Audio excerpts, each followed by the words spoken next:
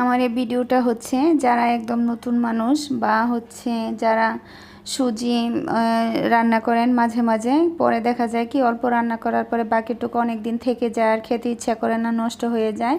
তাদের জন্য আমার এই ভিডিওটা করা। সুজিগুলোকে দেখছেন যে আমি কড়াইয়ে ভেজে নিচ্ছি। এই সুজিগুলো কিছুক্ষণ ভেজে নিয়ে লাল লাল করে ভেজে নিয়ে যখন বয়মে সংরক্ষণ করবেন, দেখা যাবে অনেক দিন পর্যন্ত থাকে, 6 মাস পর্যন্ত দেখা যায়, একদম নষ্ট হয় না। তো পরবর্তীতে রান্না করতেও সুবিধা হয়, কারণ সুজি ভাজার আর কোনো ঝামেলা থাকে না।